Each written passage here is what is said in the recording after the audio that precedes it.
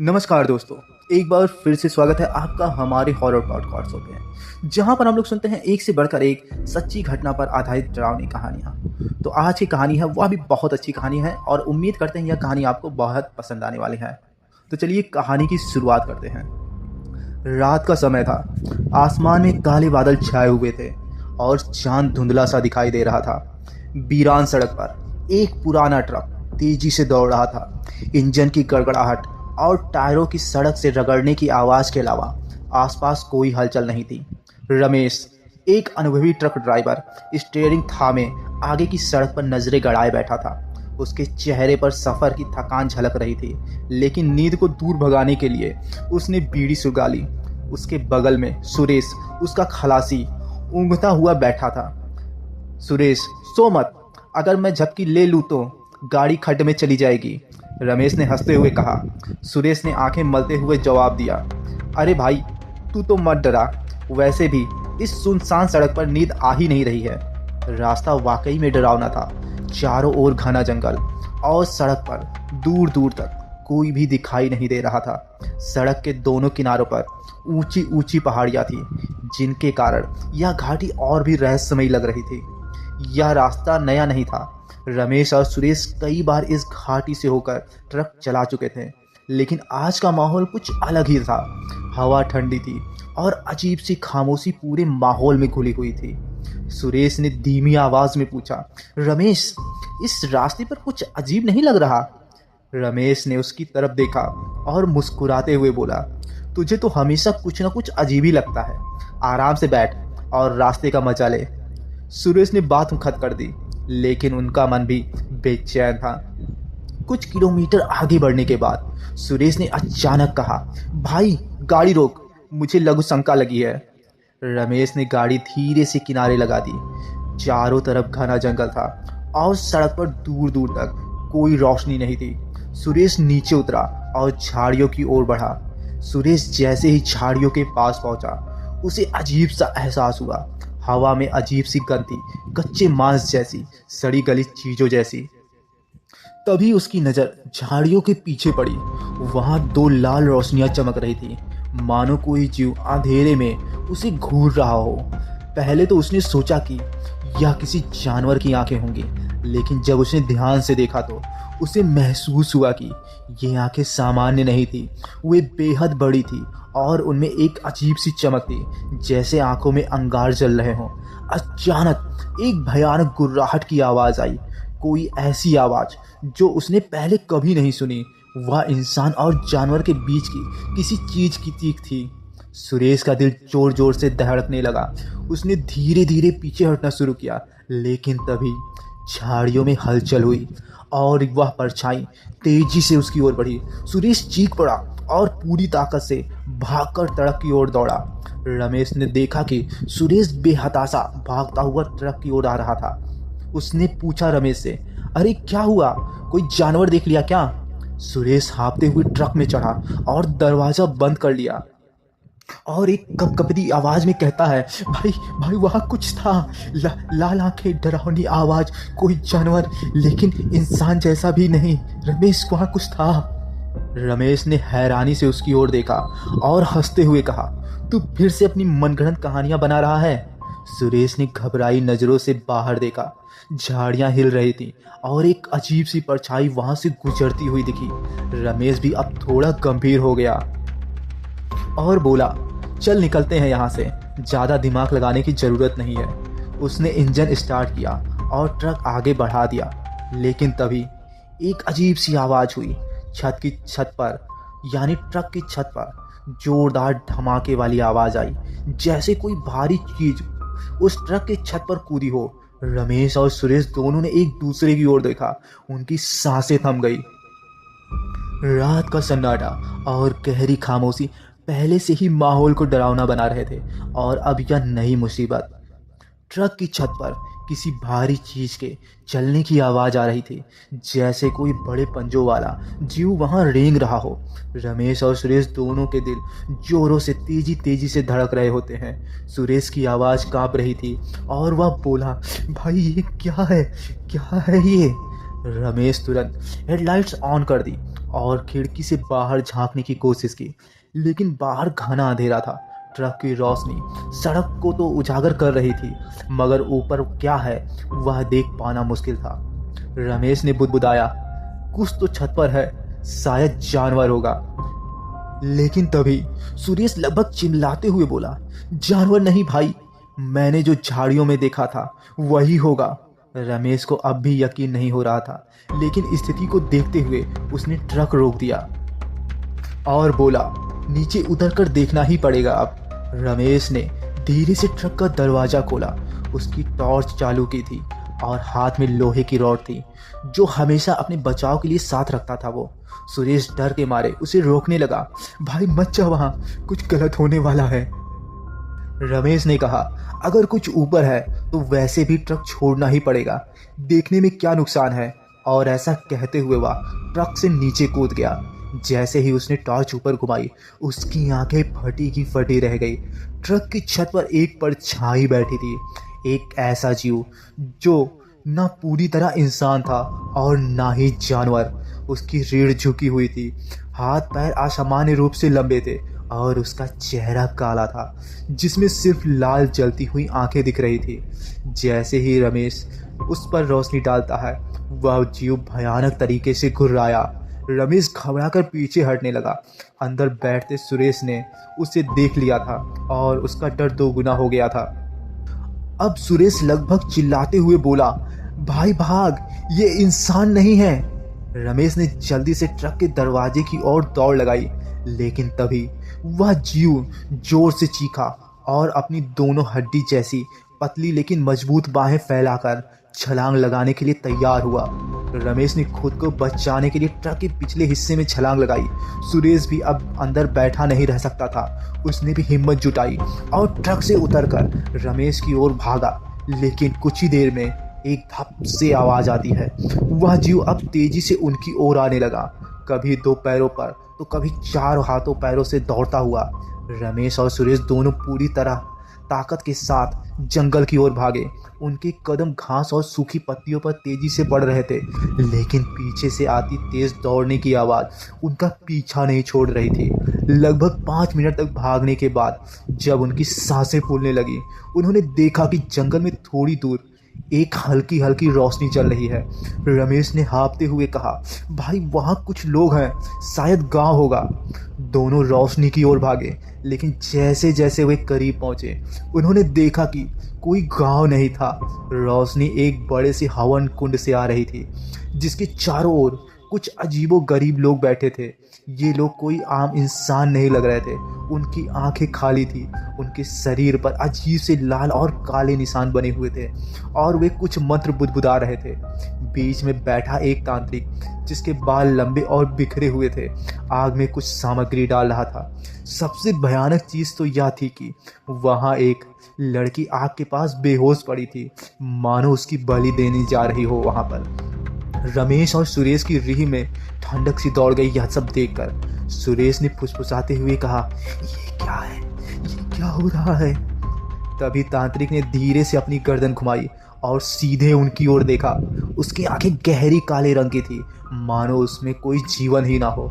वह हल्के से मुस्कुराया और बोला, आओ, तुम्हारा ही इंतजार था। रमेश और सुरेश दोनों के शरीर में सिहरन दौड़ चुकी थी। वे यह तय नहीं कर पा रहे थे कि भागे या उसके पास जाएं। सुरेश फुसफुसाया, भाई यह आदमी कुछ गड़बड़ लगता है, यहाँ से निकलना चाहिए हमें। लेकिन इससे पहले कि वे कोई हरकत कर पाते, तांत्रिक अपनी जगह से उठा और दोनों के करीब आ गया और बोला, डरो मत बेटा, मैं जानता हूँ तुम किस हालात से गुजर रहे हो। वो जो चीज़ तुम्हारा पीछा कर रही है, उससे बचना चाहते हो ना। रमेश और सुरेश एक दूसरे की ओर देखने लगे। यह आदमी जानता था कि उनके पीछे कुछ है, लेकिन वह कौन था। तांत्रिक ने धीरे से अपनी काली पोशाक ठीक की और आग की ओर इशारा करते हुए बोला, बैठो यहाँ, तुम यहाँ सुरक्षित रहोगे। रमेश को समझ नहीं आ रहा था कि वे इस आदमी पर भरोसा करें या नहीं, लेकिन ट्रक की छत पर दिखी वह भयंकर आकृति और उसके बाद जंगल में पीछा करते हुए जो चीजें आई थीं, वह इन सबसे ज्यादा खतरनाक थी। आखिरकार दोनों तांत्रिक के पास जाकर बैठ गए। तांत्रिक ने अपनी आंखें बंद की और एक बार फिर वह कुछ बुदबुदाने लगा। जैसे जैसे उसके मंत्र तेज हुए, हवा भी अजीब तरह से बहने लगी। रमेश और सुरेश ने महसूस किया कि माहौल बदल रहा है। पहले सर्द हवा थी, लेकिन वहां अब गर्मी सी महसूस हो रही थी। हवन कुंड की आग अचानक से तेज हो गई और हवा में जलती हुई लकड़ियों की महक फैलने लगी। तभी एक बार फिर से धप से आवाज आती है। जंगल में वही भारी कदमों की आवाज फिर से गूंज उठी। रमेश और सुरेश की धड़कनें रुक गई। वे पीछे मुड़कर देखने लगे, लेकिन कुछ दिखाई नहीं दिया। बस पेड़ों के बीच हलचल हो रही थी। तांत्रिक ने अपनी आंखें खोली और जोर से हंसा। आ गया, मैंने बुलाया है इसे। रमेश का मुंह यह सुनकर खुला का खुला रह गया। क्या तुमने इसे बुलाया है? और फिर तांत्रिक बोलता है, हाँ, अब तुम्हें इसे देखना होगा। तभी अचानक जंगल के अंधेरे से वही परछाई निकलकर आग के पास आकर खड़ी हो गई। रमेश और सुमेश की आंखें देखकर फटी की फटी रह गई। वह वही भयानक जीव था जिसकी चमकती लाल आंखें, टेढ़ी मेढ़ी हड्डियां और लंबे नाखून थे, लेकिन अब वह यहाँ से और भी डरावना लग रहा था। वह आग के पास आया, लेकिन उसके करीब नहीं गया। तांत्रिक मुस्कुराया और कहा, तुम्हें पता है यह क्या है? रमेश कांपती आवाज में बोला, क्या है? क्या कोई जानवर है ये? तांत्रिक जोर से हंसता है इस बात को सुन के और कहता है, नहीं, यह इंसान हुआ करता था, लेकिन इस घाटी की प्राचीन आत्माओं ने इसे बदल दिया। यह अब सिर्फ खून का प्यासा है। रमेश ने डर से तांत्रिक को देखा। तो तुम इसे कंट्रोल करते हो क्या? तांत्रिक की मुस्कान और भी गहरी हो गई और वह बोला, शायद, लेकिन सबकी एक कीमत होती है। और तभी वह जीव जोर से गुर्राया। अचानक बिजली की गति से आगे बढ़ा। इससे पहले कोई कुछ कर पाता, वह सीधे सुरेश पर झपटा मारा। सुरेश चिल्लाया, लेकिन बहुत देर हो चुकी थी। उसके गले में वह भयानक पंजे गड़ा चुका था और खून की धारा सुरेश के गले से निकलने लगी। रमेश चीखा नहीं, लेकिन सुरेश की चीखें धीरे धीरे बंद होने लगी। उसकी आंखों में डर और दर्द था। फिर कुछ ही पलों में वह निर्जीव होकर गिर पड़ा। रमेश की आंखों में आंसू आ गए। तांत्रिक ने गहरी आवाज में कहा, बलि पूरी हुई, अब यह रात और भी अंधेरी होगी। अब रमेश के सामने उसका दोस्त सुरेश निर्जीव पड़ा था। उसकी आंखें अब भी खुली थी, लेकिन उसमें जीवन नहीं था, सिर्फ एक गहरी स्थिर खामोशी। वह भयानक प्राणी जो आधा इंसान और आधा दानव लग रहा था, अभी भी सुरेश के शरीर के ऊपर झुका हुआ था, उसके खून की गंध उसको सूंघते हुए। सुरेश का शरीर सुन्न पड़ गया था, उसकी टांगें कांप रही थी। वह गुस्से और डर से तांत्रिक को घूमा और कहा, तूने उसे मरने दिया? तांत्रिक ने हल्के से सिर झुका लिया और गहरी हंसी हंसा। यह बलिदान आवश्यक था पुत्र, तुझे यह समझना होगा कि कुछ शक्तियां खून की मांग करती हैं।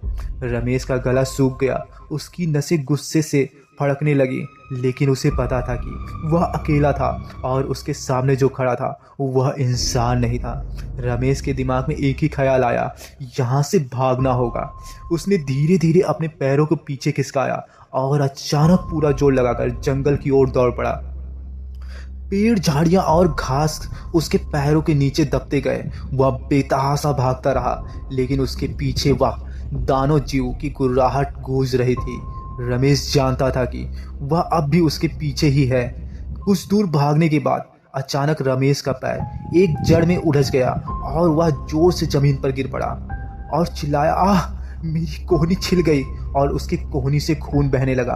वह दर्द को नज़रअंदाज करते हुए खड़ा हुआ और चारों ओर देखता है और खुद ही में कहता है, मैं कहाँ आ गया हूँ? वह जंगल के एक बीच जगह पर था। सामने एक प्राचीन पत्थरों का गोलाकार ढांचा था जो देखने में किसी प्राचीन अनुष्ठान स्थल जैसा लग रहा था। इन पत्थरों पर अजीबोगरीब संकेत खुदे हुए थे और उनके बीचों बीच एक पुराना टूटा फूटा कपाल यानी खोपड़ी रखा हुआ था। अचानक हवा ठंडी हो गई। रमेश ने महसूस किया कि यह जगह किसी गहरे रहस्य को छुपाए हुए थी। तभी पीछे से भारी कदमों की आवाज़ आई। रमेश तेजी से मुड़ा और जो उसने देखा उससे उसका खून जम गया। वह तांत्रिक अब वहाँ खड़ा था, लेकिन अब वह वैसा नहीं लग रहा था जैसे पहला था। उसका शरीर लंबा और काला हो गया था। उसकी आंखें अब पूरी तरह सफ़ेद थी और उसकी उंगलियां लंबे नाखूनों में बदल गई थी। रमेश फुसफुसाया, तू तू तू इंसान नहीं है। तांत्रिक ने गहरी और भारी आवाज़ में उत्तर दिया, तुझे लगा कि मैं तुम्हारी मदद कर रहा हूँ? नहीं, मैं इस स्थान का रक्षक हूँ। मैं तुम्हारी आत्मा इस भूमि को समर्पित करूँगा। रमेश के पैरों से तले ये जमीन खिसक गई। यह सुनकर उसने देखा कि अजीब पत्थर अब चमकने लगे। हवा में अजीब सी गंध भर गई थी, सड़ी हुई मांस की। तभी पीछे से एक आवाज़ आई। वही डरावना जीव जो ट्रक की छत पर था अब धीरे धीरे उसकी ओर बढ़ रहा था। रमेश ने सोचा कि उसका अंत शायद अब निश्चित है, लेकिन तभी एक तेज आवाज़ गूंजी। वह दानवी या जीव अचानक से पीछे हट गया। रमेश चौंक कर देखता है, एक आदमी हाथ में बंदूक लिए खड़ा था। वह आदमी लंबा, दाढ़ी वाला और पुराने कपड़ों में था। उसकी आंखों में कोई डर नहीं था, बल्कि अनुभवी शिकारी की तरह नजर आ रहा था। रमेश की ओर देखकर वह बोला, अगर जिंदा रहना है तो मेरे साथ चलो। रमेश के पास सोचने का वक्त नहीं था। उसने सिर हिलाया और उस आदमी के साथ दौड़ पड़ा। पीछे से तांत्रिक की गूंजती हुई आवाज आई, भागो, जितना भाग सकते हो भागो, लेकिन इस घाटी से कोई जिंदा नहीं निकल पाया है। रमेश का दिल जोर जोर से धड़क रहा था। उसके चारों ओर अंधेरा था, बस कहीं कहीं चांद की हल्की रोशनी पेड़ों के बीच से छन कर आ रही थी। उसके पीछे वह दानवी जीव और तांत्रिक की गूंजती हंसी अब भी सुनाई दे रही थी। वह अजनबी आदमी जिसने रमेश की जान बचाई थी, उसे लगभग घसीटते हुए एक संकरी पगडंडी की ओर ले जा रहा था। उसके हाथ में एक पुरानी लेकिन भारी भरकम बंदूक थी और उसकी चाल में गजब की तेजी थी। रमेश हाँफते हुए पूछा, कौन हो तुम? ये सब क्या हो रहा है? वह आदमी बिना रुके बोला, अगर तुम्हें जिंदा रहना चाहते हो तो चलते रहो, सवाल का जवाब बाद में दूंगा। लेकिन रमेश ने अपनी हिम्मत बांधी और उसके साथ कदम बढ़ाने लगा। कुछ मिनटों तक लगातार भागने के बाद वे एक पेड़ के पीछे झुरमुट में पहुंच गए, जहां जमीन में एक लकड़ी का दरवाज़ा बना हुआ था, जैसे कोई तहखाना हो। वह आदमी जल्दी से नीचे झुका, दरवाज़ा खोला और रमेश से अंदर जाने को कहा। रमेश थोड़ा झिझका, लेकिन पीछे आती हुई गुर्राने की आवाज़ें सुनते हुए उसने बिना कोई सवाल किए छलांग लगा दी।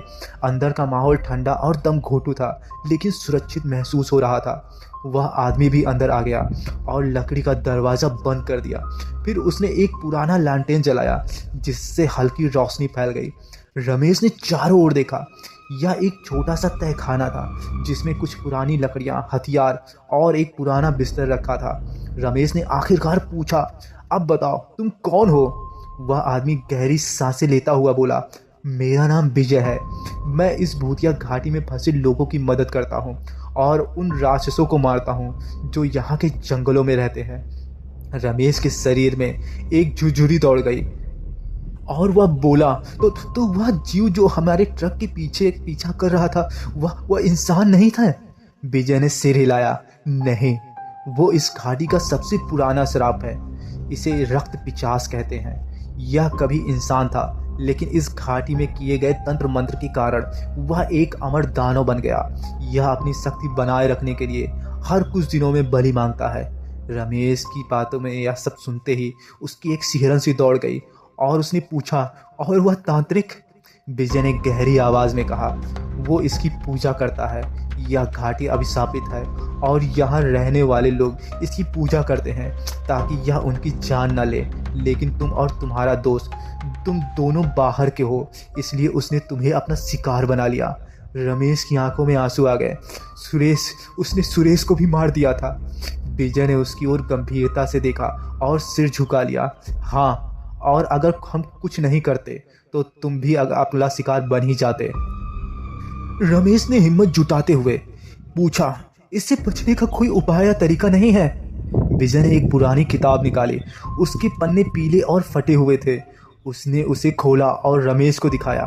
उस पर एक डरावना चित्र बना था, एक दानव जो आग के बीच खड़ा था और उसके चारों ओर मरे हुए लोगों की खोपड़ियाँ थी। नीचे लाल स्याही में लिखा था, जो इस घाटी में प्रवेश करेगा वह जीवित नहीं बचेगा। यह रक्त पिचास तब तक अमर रहेगा जब तक कोई इसकी आत्मा को नष्ट न कर दे। रमेश ने घबरा कर पूछा, इसकी आत्मा को कैसे नष्ट किया जा सकता है? विजय ने किताब के अगले पन्ने को पलटा और वहाँ एक अजीब सा मंत्र लिखा था। उसने धीरे से पढ़ा, रक्त का अंत रक्त से ही होगा, जब बलि देने वाला स्वयं बलि चढ़ेगा। रमेश का दिमाग यह सुनते ही शून्य पड़ गया। मतलब अगर तांत्रिक को मारा जाए तो यह दानव भी खत्म हो सकता है? विजय ने गंभीरता से सिर हिलाया। हाँ, लेकिन उसे मारना आसान नहीं है। वह सिर्फ एक इंसान नहीं बल्कि एक अघोरी भी है, जिसने इस घाटी की सबसे काली शक्तियों को प्राप्त कर लिया है। तभी बाहर किसी के भारी कदमों की आवाज गूंजने लगी। विजय के चेहरे पर तनाव आ गया। उसने जल्दी से अपनी बंदूक उठाई और इशारा किया कि रमेश को चुप रहने का, और उसने बोला, वे हमें ढूंढ सकते हैं। अचानक लकड़ी के दरवाजे पर एक जोर से दस्तक हुई और फिर तांत्रिक की गूंजती हुई आवाज आई और वह बोलता है, छुपने से कोई बचता नहीं है, दरवाजा खोलो, तुम्हारा अंत निकट आ गया है। रमेश की सांसें थम गई। विजय ने उसे इशारे से पीछे हटने को कहा और धीरे से बंदूक का घोड़ा दबाया। बाहर अब सिर्फ सन्नाटा था, लेकिन रमेश को एहसास हुआ कि यह सन्नाटा तूफान से पहले की खामोशी थी। कुछ समय तक तो ऐसा लगा जैसे वह तांत्रिक चला गया हो, लेकिन तभी एक घड़ घड़ के ठक ठक की आवाज़, दरवाजे के पीछे से नाखूनों की खरोचने की आवाज़ आने लगी। ऐसा लगा जैसे कोई तेज नाखूनों से लकड़ी को उधेड़ रहा हो। रमेश की सांसें तेज हो गई। उसने दरवाजे की ओर देखा। वहाँ लकड़ी पर लंबे लंबे नाखूनों के निशान उभर रहे थे, मानो दरवाज़ा किसी भी पल टूट सकता हो। विजय ने गहरी सांस ली और धीरे से अपनी बंदूक को दूसरा कारतूस भरता है, और तभी बाहर अचानक मंत्रों की गूंज सुनाई देने लगी। जैसे जैसे मंत्र तेज हुए, तहखाने के अंदर की दीवारें कांपने लगी। रमेश ने महसूस किया कि तापमान अचानक गिर गया था। उसकी सांसें ठंडी हवा के भाप निकलने लगी थी। विजय ने जल्दी से एक छोटी सी पुड़िया निकाली और उसमें से लाल रंग का चूर्ण निकालकर दरवाजे के पास बिखेर दिया। रमेश ने फुसफुसाया, यह क्या है? विजय ने आत्मविश्वास से कहा, यह भैरव बाबा का चूर्ण है। अगर यह सही समय तक दरवाजे पर रहा तो वह अंदर नहीं आ सकेगा। लेकिन तभी रक्त पिचास का हमले के ठीक बाद ही दरवाजे के ऊपर भारी कदमों की आवाज़ आई। रमेश ने डर से ऊपर देखा। छत से धूल गिर रही थी और ऐसा लग रहा था जैसे कोई बड़ा जीव चक्कर लगा रहा हो। और कुछ ही देर में दरवाज़ा जोरदार धमाके के साथ टूट गया और बाहर की काली हवा तहखाने में घुस गई। रमेश ने देखा वहाँ कोई नहीं था, सिर्फ घना अंधेरा, और फिर एक लंबा काले धुएं से बना आकृति अंदर घुसी। उसकी आंखें आग की तरह लग रही थीं। उसकी हड्डियां टेढ़ी मेढ़ी थीं, जैसे कोई मरे हुए इंसान का शरीर हो जो सड़ चुका हो। और तांत्रिक उसके पीछे खड़ा था मुस्कुराते हुए और बोला, खेल खत्म, अब तुम्हारा बलिदान होगा। रमेश की सांसें रुक गई। विजय ने अपनी बंदूक तानी और तांत्रिक पर सीधा फायर कर दिया। गोलियां सीधी तांत्रिक के सीने में लगीं, लेकिन कुछ भी नहीं होता है। तांत्रिक जोर से हंसने लगा। मुझे इंसानी हथियारों से नहीं मारा जा सकता, मूर्ख। रमेश और विजय के चेहरे सफ़ेद पड़ गए। तभी रक्त पिचास आगे बढ़ा। उसकी लंबी नुकीली उंगलियां और बढ़ी आगे विजय की गर्दन पकड़ने के लिए। रमेश ने अपनी पूरी ताकत लगाकर एक लकड़ी का मोटा टुकड़ा उठाया और पीछे से उस पर वार कर दिया, लेकिन रक्त पिचास ने बिजली की गति से उसका हाथ पकड़ लिया। रमेश जमीन पर गिर पड़ा। उसके हाथ में तेज दर्द हुआ। तांत्रिक आगे बढ़ा और उसने त्रिशूल निकाला, जिसकी नोक पर काले धागे लिपटे हुए थे, और बोला, अब तुम्हारा बलिदान पूरा होगा। रमेश ने अपनी मौत को सामने देखा, लेकिन तभी एक गुप्त हथियार। विजय ने जल्दी से अपने बैग से एक चांदी का ताबीज निकाला और जोर से मंत्र पढ़ा। ताबीज अचानक चमक उठा और तेज रोशनी से पूरा तहखाना भर गया। रक्त पिचास की चीख निकल गई। तांत्रिक की आंखें चौड़ी हो गई। नहीं, यह संभव नहीं है। विजय ने उस चमकते ताबीज को तांत्रिक की ओर फेंक दिया। जैसे ही ताबीज तांत्रिक के शरीर से टकराया, उसकी त्वचा जलने लगी और वह जोर जोर से चिल्लाने लगा। रक्त पिचास भी छटपटाने लगा और वह पीछे हट गया। अचानक तांत्रिक का शरीर आग में बदल गया। कुछ ही सेकंड में वह राख में बदल गया। यह रक्त पिचास भी उसी समय गिर पड़ा जमीन पर, और धीरे धीरे चमकती आग ने उन दोनों को निगल लिया। और इस तरह से उस घाटी का श्राप खत्म हो जाता है और चारों तरफ सन्नाटा छा जाता है। रमेश और विजय हाँफते हुए खड़े थे। तांत्रिक और रक्त पिचास अब दोनों खत्म हो चुके थे। वहीं विजय ने गहरी सांस ली और चारों ओर देखा और बोला, शायद, लेकिन हमें यहाँ से अभी निकलना होगा क्योंकि यह घाटी रहस्यमयी है। वे दोनों अब धीरे धीरे बाहर निकले। घाटी अब भी वही थी, लेकिन हवाओं में एक अजीब सा बदलाव था। शायद यह एक अभिशाप का अंत हो गया था, या शायद एक नए खतरनाक खेल की शुरुआत। तो दोस्तों, ये कहानी आपको कैसी लगी? अगर कहानी अच्छी लगी हो तो कमेंट बॉक्स में मुझे ज़रूर बताइएगा कि आपको यह कहानी कैसी लगी और कितनी डरावनी लगी। साथ में ही मुझे ज़रूर बताइएगा आप किस सिटी से मेरे वीडियो को देख रहे हैं। फिलहाल कहानी पूरा सुनने के लिए आप लोग का बहुत बहुत धन्यवाद।